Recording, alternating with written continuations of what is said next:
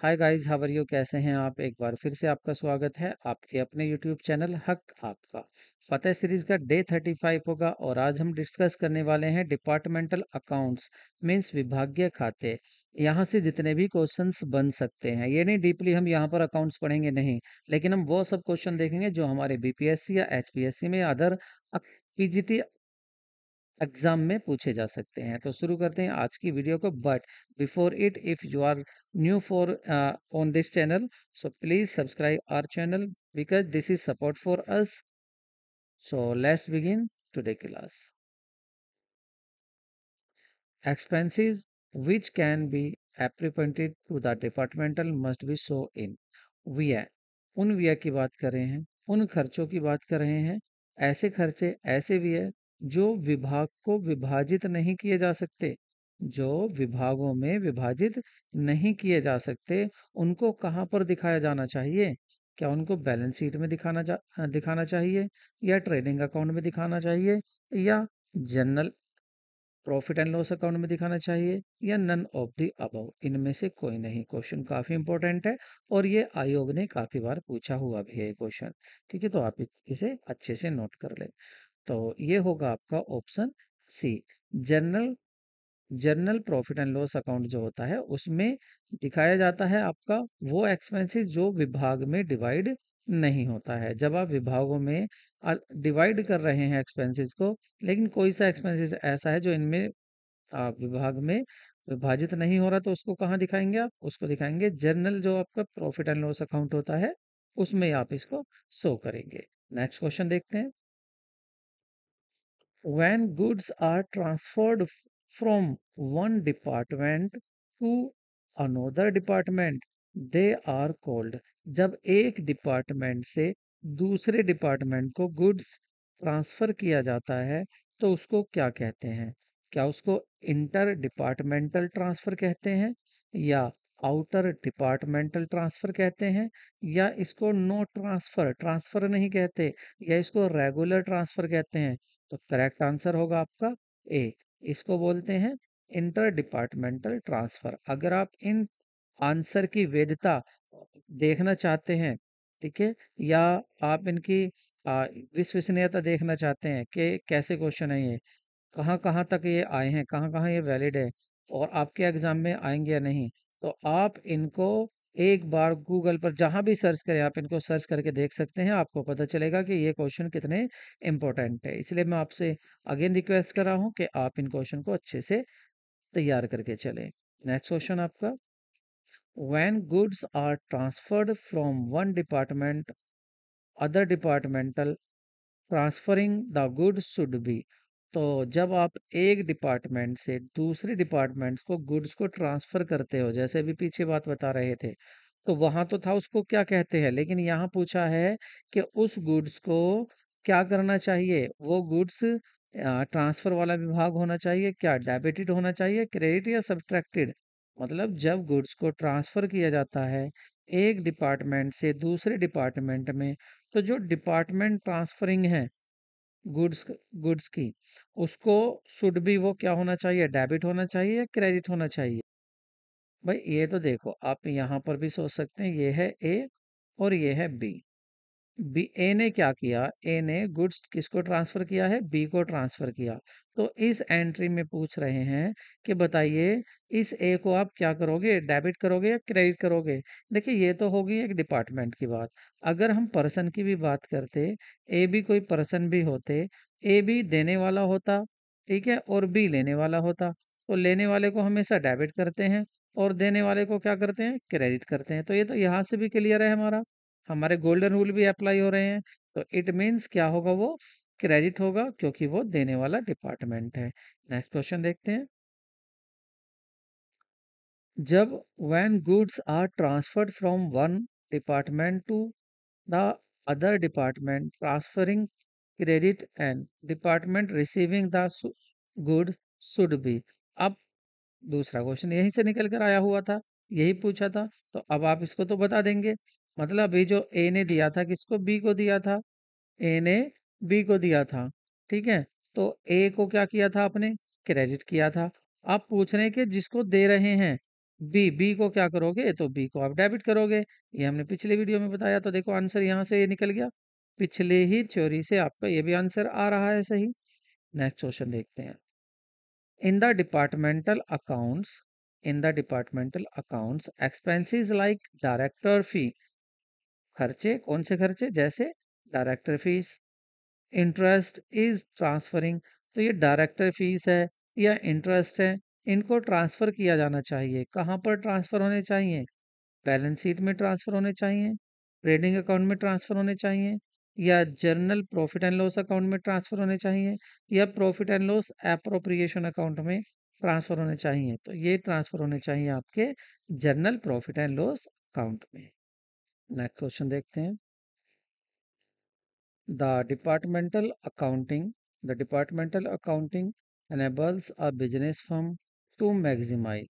विभागीय लेखांकन एक व्यवसायिक फर्म को अधिकतम करने में सक्षम बनाता है। क्या अधिकतम करता है? जो डिपार्टमेंटल अकाउंटिंग है वो किस चीज को अधिकतम कर सकता है? क्या बढ़ा सकता है? क्या लॉस को बढ़ाएगा? नहीं। कैश को बढ़ाएगा, या आपका एसेट को बढ़ाएगा, या लाभ को बढ़ाएगा? तो सही आंसर होगा आपका ए, प्रॉफिट। तो जो डिपार्टमेंटल अकाउंटिंग है वो बिजनेस को किस लायक बनाता है कि वो प्रॉफिट को बढ़ा सके, प्रॉफिट को मैक्सिमाइज कर सके। ठीक है, नेक्स्ट क्वेश्चन देखते हैं। Which of the following companies is most likely to use departmental accounting system? तो कौन सी कंपनी ज़्यादा कौन सी कंपनी विभागीय लेखा प्रणाली का उपयोग करने की सबसे अधिक संभावना है? किसमें डिपार्टमेंटल अकाउंटिंग होना चाहिए? क्या एक स्मॉल कंपनी में, या एक mid size company with only one product line, जो एक लाइन प्रोडक्ट में काम करती हो, या a company that does not keep track of the financial of a computer, yet success is our aim। एक कंपनी जो कंप्यूटर पर अपने वित्तीय ट्रैक नहीं रखती है। एक ऐसी कंपनी जो कंप्यूटर पर अपने वित्तीय ट्रैक नहीं रखती है, मतलब अकाउंट नहीं रखती है, रिकॉर्ड नहीं रखती है, ट्रैक मतलब transaction. A large company with many segment and divisions, एक ऐसी बड़ी कंपनी जिसके सेगमेंट हो और डिवीजन हो। ठीक है, तो सही ऑप्शन होगा आपका डी। देखिए किसके लिए डिपार्टमेंटल अकाउंटिंग की जरूरत होगी? एक बड़ी सी कंपनी जिसके क्या है? डिविजन्स हैं। डिविजन्स मतलब डिपार्टमेंट बने हुए हैं। और जब इसके डिविजन्स हैं, डिपार्टमेंट बने हुए हैं, तो इसका मतलब इसको कौन सा अकाउंटिंग सिस्टम यूज करना होगा? इसको यूज करना होगा आपका डिपार्टमेंटल अकाउंटिंग सिस्टम यूज करेगी, क्योंकि इसके पास तो नाम से ही पता चल रहा है कि डिपार्टमेंट काफी होंगे। नेक्स्ट क्वेश्चन देखते हैं। The purpose of the preparing a departmental profit and loss account for a firm।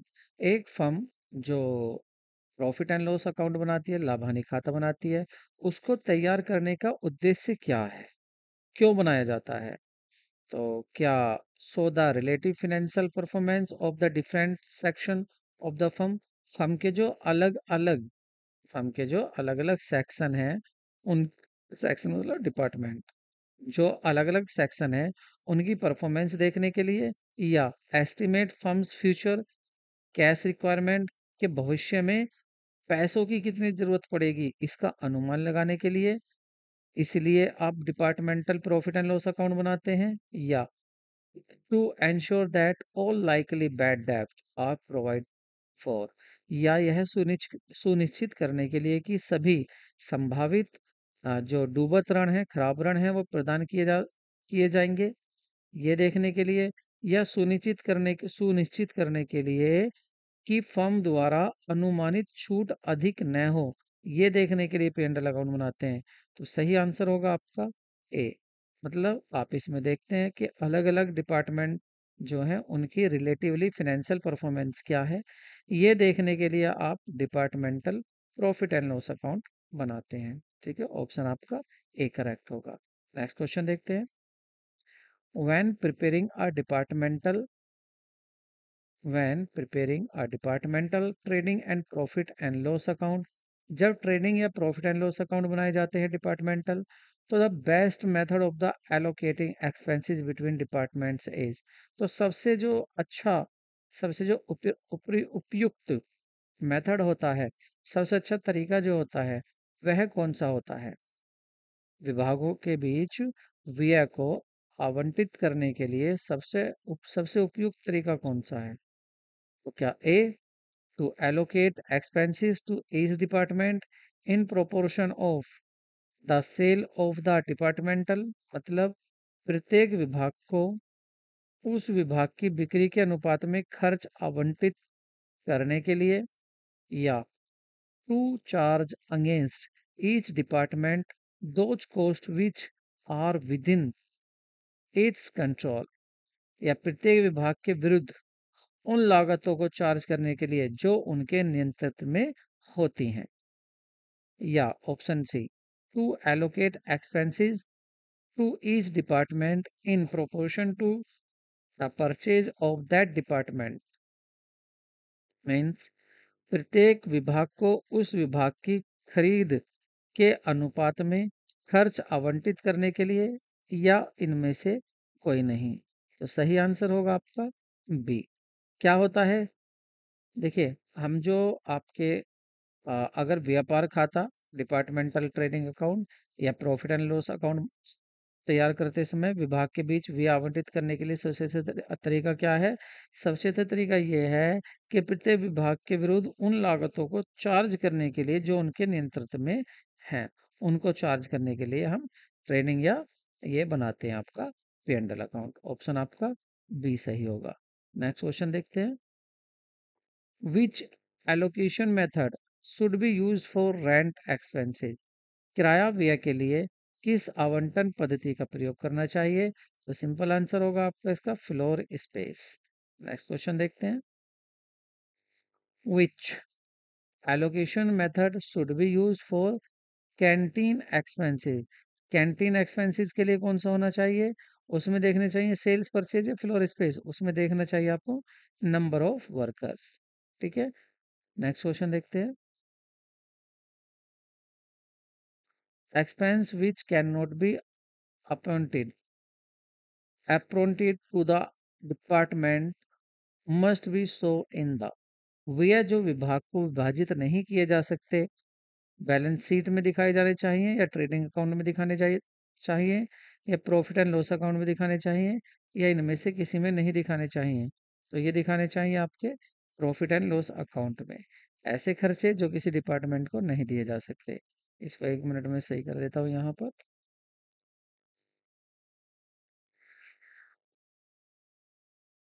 ठीक है, अब ये सही हो गया, to the department must be show, तो इसका सही आंसर होगा आपका सी। नेक्स्ट क्वेश्चन देखते हैं।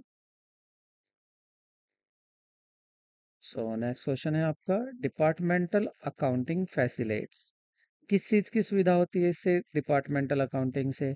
तो देखते हैं किस चीज़ की फैसिलिटीज होती है।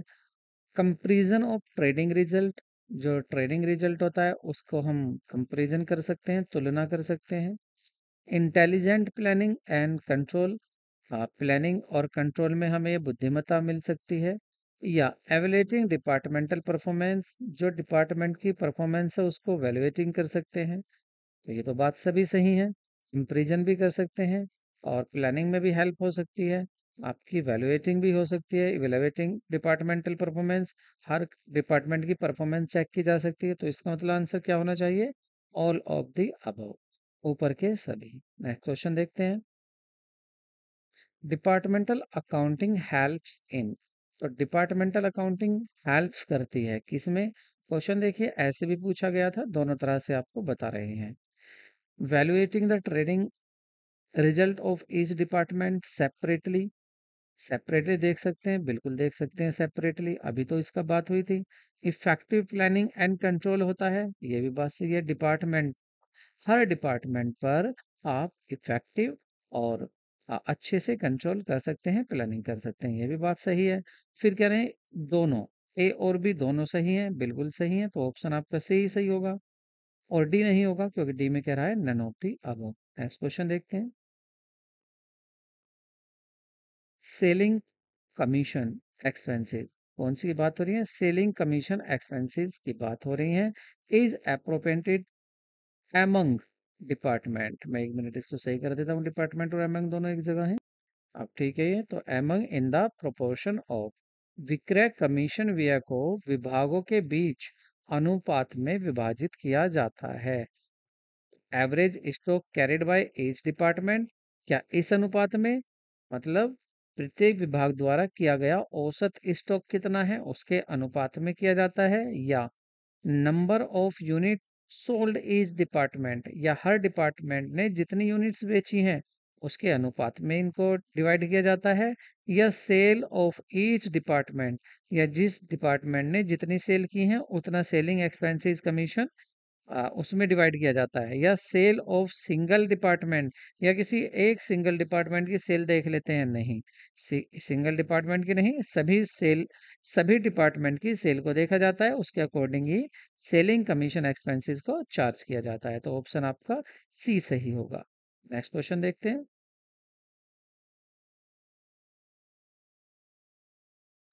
Department depreciation on asset is apportioned among various department on the basis। तो देखना है हमें डेप्रिसिएशन को जो एसेट पर लग रहा है उसको कैसे अपोर्शन किया जाता है, किसके बीच में, वो भी डिपार्टमेंट के। किस बेसिस पर करेंगे आप? ठीक है, value of asset of each department, हर डिपार्टमेंट की एसेट की वैल्यू देखेंगे, या परचेज ऑफ ईच डिपार्टमेंट, हर डिपार्टमेंट का परचेज देखेंगे, या सेल ऑफ ईच डिपार्टमेंट, हर डिपार्टमेंट की सेल देखेंगे, या सेल और केवल एक डिपार्टमेंट की सेल देखेंगे। अब आप ये देखिए, आपको डेप्रिसिएशन चार्ज करना है, वो भी किसी एक डिपार्टमेंट पर नहीं, अलग अलग डिपार्टमेंट पर डेप्रिसिएशन चार्ज करना है। आपको ये भी पता है कि डेप्रिसिएशन कहाँ चार्ज होता है? ये होता है आपकी फिक्स एसेट पर, वो भी कौन सी? Fix tangible asset. तो फिक्स टेंजिबल एसेट पर ये अप्लाई होता है।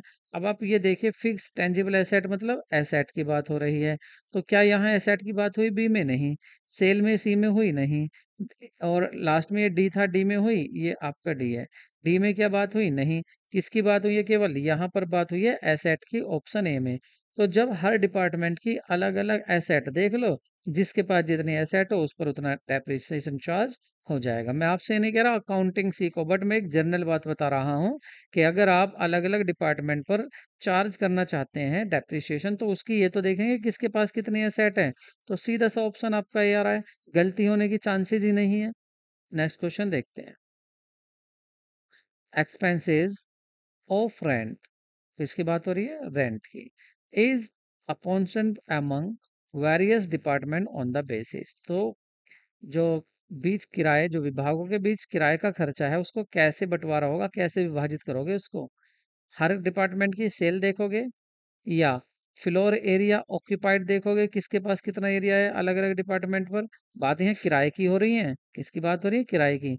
या ये देखोगे इधर ए और बी, या तो ए होगा या बी, या दो, कोई नहीं ऊपर में से, तो आप देखेंगे ऑप्शन बी सही होगा। आप उसका एरिया देखेंगे, किसने कितना एरिया ऑक्यूपाइड किया हुआ है किस डिपार्टमेंट में, उसी हिसाब से उस पर किराया लागू होगा। ठीक है, ये बिल्कुल जनरल सी बातें सोचकर भी आप क्वेश्चन कर सकते हैं। नेक्स्ट क्वेश्चन देखते हैं। When profit is added in inter departmental transfer under realise profit include the closing stock at the year end before preparing financial account बनाने से पहले, is eliminated by। जब अंतर विभागीय स्थानांतरण में लाभ जोड़ा जाता है तो वर्ष के अंत में बंद स्टॉक में शामिल अप्राप्य लाभ को समाप्त कर दिया जाता है। किसको शामिल कर दिया जाता है? अप्राप्य लाभ को बंद स्टॉक में शामिल, उसको समाप्त कर दिया जाता है। तो कैसे? Creating appropriate stock reserve. कैसे समाप्त करोगे उसको? आप एक वो बना लोगे, अप्रोप्रिएटेड स्टॉक रिजर्व बना लोगे, या डेबिटिंग कर दोगे, उसको डेबिट कर दोगे combined profit and loss account में, या दोनों कर सकते हो, ए और बी, तो आप दोनों कर सकते हो। या तो आप डेबिट कर दो combined profit and loss account में, या फिर एक क्रिएट कर लीजिए, एक स्टॉक रिजर्व तैयार कर लीजिए, उसमें इसको ट्रांसफर करके आप क्या कर सकते हैं? समाप्त कर सकते हैं। किसको समाप्त कर सकते हैं आप? अप्राप्य लाभ को। और नेक्स्ट क्वेश्चन देखते हैं। Goods and service may be charge to by the department to another department. माल और सेवाओं पर एक विभाग के द्वारा दूसरे विभाग से शुल्क लिया जा सकता है। मार्केट प्राइस पर लिया जा सकता है। भाई लिया तो जा सकता है, ये तो बात ठीक है, लेकिन कैसे? कैसे लोगे आप शुल्क? और माल पर शुल्क और जो सेवाएं हैं तो उसको कैसे चार्ज करोगे? या मार्केट प्राइस पर, cost plus agreed percentage profit, या दोनों पर? तो ऑप्शन होगा आपका दोनों। आप मार्केट प्राइस पर भी कर सकते हैं और कॉस्ट में प्लस कर सकते हैं एग्रीड परसेंटेज ऑफ प्रॉफिट, कि जो भी एग्रीड परसेंटेज हुई है प्रॉफिट की उसको भी आप ऐड कर सकते हैं। तो इस तरह से आप चार्ज कर सकते हैं क्या? Goods and service. ठीक है, नेक्स्ट क्वेश्चन देखते हैं। Expense expenses which can be directly identified with or incurred for particular department are called। ऐसे भी है जिन्हें सीधे तौर पर पहचाना जा सकता है या किसी विशेष विभाग के लिए तैयार किए जाते हैं, उन्हें कहा जाता है direct expenses, indirect expenses, monthly expenses या वीकली एक्सपेंसेस। तो उनको बोलते हैं डायरेक्ट एक्सपेंसेस, जो कि किसी एक पर्टिकुलरली एक ही डिपार्टमेंट पर, इसी पर लगेंगे, इस पर नहीं लग रहे, इस डिपार्टमेंट पर नहीं लग रहे, केवल इस डिपार्टमेंट पर ही लग रहे हैं डायरेक्टली, तो उसको बोलते हैं डायरेक्ट एक्सपेंसेस। नेक्स्ट क्वेश्चन देखते हैं। Selling selling expenses should be divided among the different departmental on the basis। जो सेलिंग एक्सपेंसेस होते हैं, कौन से एक्सपेंसेस? सेलिंग एक्सपेंसेस की बात हो रही है। तो सेलिंग एक्सपेंसेस को किस बेसिस पर सेलिंग एक्सपेंसेस को किस बेसिस पर डिवाइड करना चाहिए, वो भी किस में? डिपार्टमेंट में। तो लाइट पॉइंट पर, एचपी ऑफ मशीन, या सेल्स रेशो, या फ्लोर एरिया। किसकी बात हुई है? सेलिंग एक्सपेंसेस की, तो वो होते हैं आपके सेल्स रेशो पर, जिसकी जितनी सेल उतना उसका एक्सपेंसेस। ठीक है, देखिए मैं आपसे फिर बता दूं, हम केवल उन क्वेश्चंस को इंक्लूड कर रहे हैं जो आपकी परीक्षा की बीपीएससी या आपकी एचपीएससी की परीक्षा की दृष्टि से इम्पोर्टेंट है, बस हम उनको बता रहे हैं। ये नहीं कि हम आपको यहाँ बड़े बड़े न्यूमेरिकल भी कराने लगे और आपका 2-2 3-3 घंटे आपके न्यूमेरिकल में निकाल दें, नहीं। हम आपके वही क्वेश्चन करा रहे हैं जो हमारे परीक्षा के लिए जरूरी हैं। बाकी यूँ तो चैप्टर डिटेल है, हम चाहें तो डिटेल में चैप्टर के एक ही दिन करा सकते हैं इस चैप्टर को, ये फिनिश ही नहीं होगा। लेकिन हमें क्या करना है? हमें अपना एग्जाम क्रैक करना है, एचपीएससी या बीपीएससी या अदर कोई आपका किसी आयोग का एग्जाम हो कॉमर्स का, तो उसमें ग्रेजुएशन लेवल का होना चाहिए। बस बात यह है कि पीजीटी लेवल का होना चाहिए। Next question. Fire insurance and repair on the asset should be divided among the different department on the basis of. यहाँ कौन से खर्चों की बात हो रही है? फायर एक्सपेंस इंश्योरेंस हो या आपका रिपेयर हो, in on the asset, asset को रिपेयर की है, ठीक है, या फायर इंश्योरेंस किया हुआ है, तो उस खर्चे को आप हर डिपार्टमेंट में डिवाइड करेंगे। तो किस बेसिस पर? लाइट पॉइंट्स पर, एचपी मशीन पर, वैल्यू ऑफ ईच एसेट पर, या फ्लोर एरिया पर? तो वो देखेंगे आप एसेट। ठीक है, क्योंकि इंश्योरेंस और रिपेयर किसकी होगी? एसेट की। तो यहाँ पर आपको याद रखना value of each asset, her asset की वैल्यू पर आप इसको डिवाइड कर देंगे। तो यहाँ पर हम आज की वीडियो को करते हैं finish. Thank you for watching. और कमेंट करके बताएं कि वीडियो आपको कैसी लगी, या आप इसमें कुछ और ऐड ऑन चाहते हैं तो आप उसको ज़रूर सेंड करें। मिलते हैं नेक्स्ट वीडियो में। Take care, bye bye.